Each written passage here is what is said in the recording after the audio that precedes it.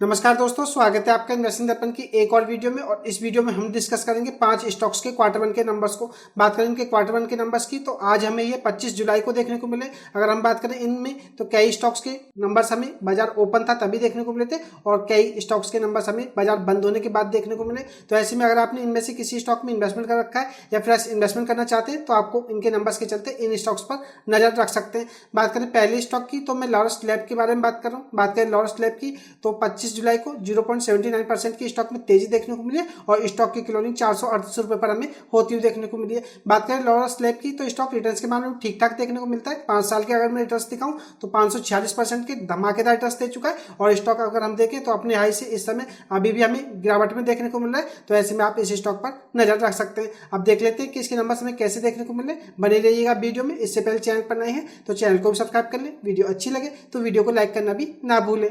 बात करें Laurus lab के क्वार्टर वन के नंबर्स की तो मार्च 24 से जून 24 की परफॉर्मेंस को देख लेते हैं। अगर हम सेल्स को देखें तो 1440 करोड़ रुपए से गिर करके 1195 करोड़ रुपए हो गई है। तो सेल्स हमें गिरती हुई देखने को मिल रही है। बात करें ईबीआईटी की तो 241 करोड़ रुपए से गिर करके 171 करोड़ रुपए हो गई है। तो ईबीआईटी में भी गिरावट देखने को मिल रही है। नेट प्रॉफिट को अगर हम देखें तो 75 करोड़ रुपए से गिर करके 12.5 करोड़ रुपए के आसपास हमें देखने को मिल रहे हैं। तो नेट प्रॉफिट में बड़ी गिरावट हमें देखने को मिल रही है। और ईपीएस की अगर हम बात करें तो ₹1.40 से कम होकर के मात्र 23 पैसे देखने को मिल रहा है। तो ईपीएस में भी बड़ी गिरावट देखने को मिल रही है। तो बात करें लॉरस लैब की तो क्वार्टर बेसिस के हिसाब से परफॉर्मेंस हमें बिल्कुल बेकार देखने को मिल रही है। ईयर ऑन बेसिस के हिसाब से देखें तो सेल्स में मात्र 1% की जंप देखने को मिलती है। ईबीआईटी में 3% की जंप देखने को मिलती है। नेट प्रॉफिट को देखें तो ईयर ऑन बेसिस के हिसाब से भी 50% की बड़ी गिरावट हमें देखने को मिल रही है। यानी कि कहा जाए तो जून 23 में कंपनी के नेट प्रॉफिट 26.5 करोड़ से हमें ज्यादा देखने को मिलते थे, जो कि गिर करके 12.5 करोड़ रुपए के आसपास रह गए। बात करें ईपीएस की तो ईपीएस में भी 50% की बड़ी गिरावट देखने को मिली है। तो बात करें लॉरस लैब की तो नंबर्स हमें वीक ही नजर आ रहे हैं। अब देखने वाली बात होगी कि कल बाजार खुलेगा तो इसके क्वार्टर वन के नंबर्स का असर हमें स्टॉक पर कैसा देखने को मिलेगा। तो आप ऐसे में इस स्टॉक पर नजर रख सकते हैं। बात करें दूसरे स्टॉक की तो Mahindra holidays and resort India limited के बारे में बात करूं। बात करें महिंद्रा हॉलीडे की तो इसके क्वार्टर वन के नंबर्स भी आज हमें देखने को मिले थे। और बात करें इसके नंबर्स की तो नंबर्स बाजार ओपन था तभी देखने को मिले थे और इसके नंबर्स जैसे ही हमें आते हुए देखने को मिले स्टॉक में हमें तेजी भी देखने को मिली। बात करें स्टॉक की तो आज 25 जुलाई को 1.70% की तेजी के साथ बंद होता हुआ देखने को मिला है। स्टॉक की अगर हम बात करें तो 474.85 पर आज हमें इसकी क्लोजिंग होती हुई देखने को मिली है। बात करें स्टॉक के रिटर्न्स की तो 5 साल के स्टॉक के रिटर्न्स को देखें तो 222% के रिटर्न्स दे चुका है। तो स्टॉक रिटर्न्स के मामले में ठीक ठाक देखने को मिलता है। अब देख लेते हैं इसके नंबर्स कैसे देखने को मिल रहे हैं। बने रहिएगा वीडियो में।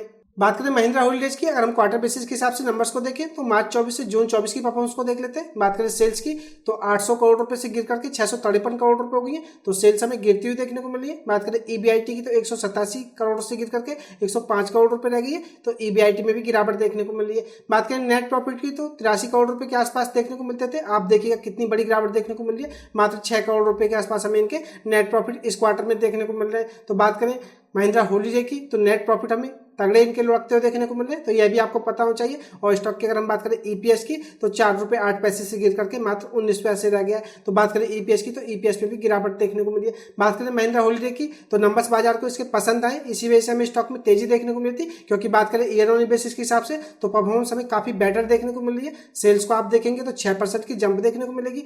ईबीआईटी में 25% की जंप देखने को मिलेगी। और आप जब नेट प्रॉफिट को देखिएगा 3172% की बड़ी जंप देखने को मिल रही है। यानी कि जून 23 में कंपनी के नेट प्रॉफिट हमें करोड़ नहीं 89 लाख रुपए देखने को मिलते थे। बात करें ईपीएस की तो 2800% की जंप हमें ईपीएस में भी देखने को मिल रही है। तो बात करें महिंद्रा हॉलीडे की तो ईयर ऑन बेसिस के हिसाब से परफॉर्मेंस को एक्सीलेंट कहा जा सकता है, लेकिन क्वार्टर बेसिस के हिसाब से नंबर्स हमें थोड़े वीक ही नजर आ रहे हैं। तो ऐसे में आप महिंद्रा हॉलीडे के स्टॉक पर भी नजर रख सकते हैं।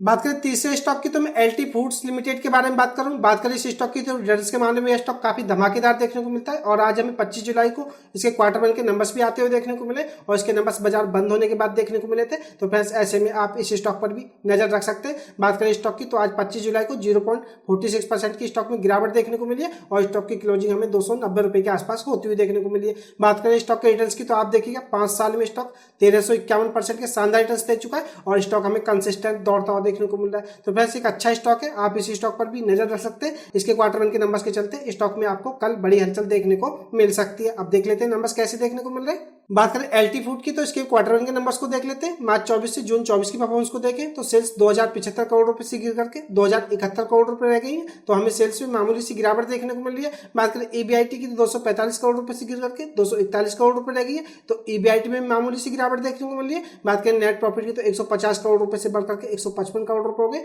तो नेट प्रॉफिट में हमें जंप देखने को मिल रही है। तो फ्रेंड्स बात करें कंपनी की तो सेल्स हमें बेशक कम देखने को मिल रही है, ईबीआईटी बेशक कम देखने को मिल रही है, लेकिन नेट प्रॉफिट कंपनी के हमें बढ़ते हुए देखने को मिल रहे हैं, जो कि कहा जा सकता है कि क्वार्टर बेसिस के हिसाब से कंपनी के प्रॉफिट्स हमें बढ़ते हुए देखने को मिल रहे हैं। बात करें ईपीएस की तो ईपीएस में भी हमें मामूली सी जंप देखने को मिल रही है। तो बात करें एलटी फूड की तो नंबर्स अभी ठीक ठाक से देखने को मिल रहे हैं, कोई नंबर्स इतने खराब भी देखने को नहीं मिल रहे। ईयर ऑन ईयर बेसिस के हिसाब से आप देखेंगे तो सेल्स में 16% की जंप देखने को मिल रही है। बात करें ईबीआईटी की तो 13% की जंप देखने को मिलेगी, नेट प्रॉफिट में 11% की जंप है और ईपीएस में भी 11% की जंप देखने को मिल रही है। तो फ्रेंड्स बात करें एलटी फूड की तो नंबर्स ठीक ठाक कहे जा सकते हैं। और फ्रेंड्स बात करें स्टॉक मार्केट की तो शॉर्ट टर्म में आपको जरूर उतार चढ़ाव देखने को मिल सकते हैं। अगर आपका स्टॉक सिलेक्शन अच्छा होता है तो आपको अच्छे रिटर्न्स देखने को मिलते हैं। बात करें एलटी फूड की तो शानदार स्टॉक है, आप इस स्टॉक को देख सकते हैं। बात करें चौथे स्टॉक की तो कैनरा बैंक के बारे में बात कर रहा हूँ। कैनरा बैंक के नंबर्स भी आज हमें देखने को मिले। बात करें स्टॉक की तो 25 जुलाई को 0.41% की गिरावट देखने को मिली है और स्टॉक की क्लोजिंग 112 रुपए पर हमें होती हुई देखने को मिली है। बात करें कैनरा बैंक की, अगर आपका लॉन्ग टर्म का पॉइंट ऑफ व्यू है तो यह स्टॉक भी इन्वेस्टमेंट के हिसाब से ठीक ठाक देखने को मिलता है।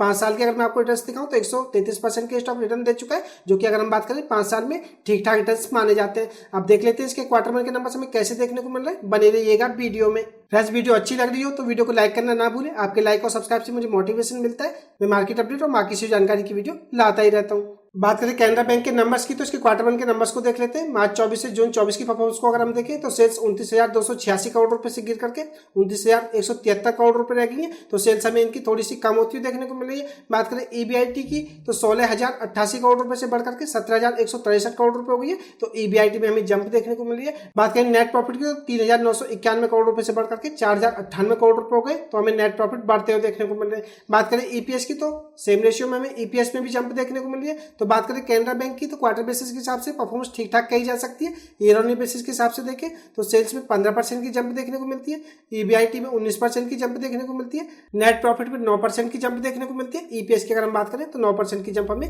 ईपीएस में भी देखने को मिलती है। तो बात करें कैनरा बैंक की तो नंबर्स ठीक ठाक कहे जा सकते हैं ईयर ऑन ईयर बेसिस के हिसाब से भी एंड क्वार्टर बेसिस के हिसाब से भी, तो आप ऐसे में कैनरा बैंक के स्टॉक पर भी नजर रख सकते हैं। बात करें पांचवें स्टॉक की तो मैं अशोक लीलैंड के बारे में बात करूं। अशोक लीलैंड के क्वार्टर वन के नंबर्स भी आज हमें 25 जुलाई को देखने को मिले। अगर स्टॉक की परफॉर्मेंस की बात करें तो 25 जुलाई को 0.32% की स्टॉक में गिरावट देखने को मिली है। बात करें स्टॉक की तो एक समय काफी बड़ी गिरावट हमें देखने को मिली थी, लेकिन उसके बाद स्टॉक में यह हमें रिकवरी देखने को मिली, लेकिन फिर भी स्टॉक 0.32% की गिरावट में बंद होता हुआ देखने को मिला। बात करें स्टॉक की क्लोजिंग की तो 231.75 पर हमें देखने को मिली है। अब देख लेते हैं इसके नंबर्स कैसे देखने को मिल रहे हैं, बने रहिएगा वीडियो में।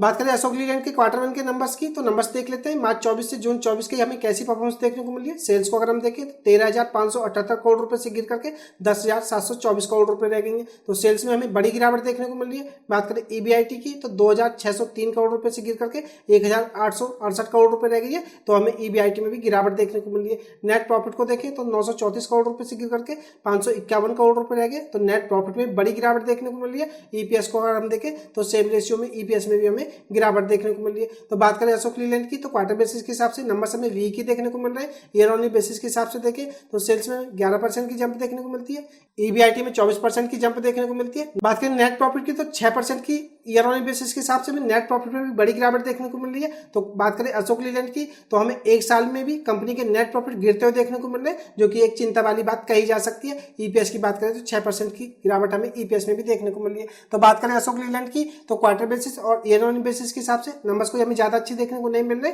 तो ऐसे में अगर हम बात करें तो इसके क्वार्टर वन के नंबर्स का असर आपको कल स्टॉक पर देखने को मिल सकता है, तो आप अशोक लीलैंड के स्टॉक पर भी नजर रख सकते हैं। तो फ्रेंड्स ये थे 5 स्टॉक जिनकी की क्वार्टर वन के नंबर्स आज हमें 25 जुलाई को देखने को मिले। तो ऐसे में आप इन स्टॉक्स पर कल नजर रख सकते हैं। इनके क्वार्टर वन के नंबर्स के चलते आपको इन स्टॉक्स में बड़ी हलचल देखने को मिल सकती है। तो ये क्वार्टर वन के रिजल्ट्स पर खास अपडेट की वीडियो आपको कैसी लगी मुझे कमेंट करके बताना ना भूलें। मैं मिलूंगा आपसे नई वीडियो में, तब तक के लिए नमस्कार।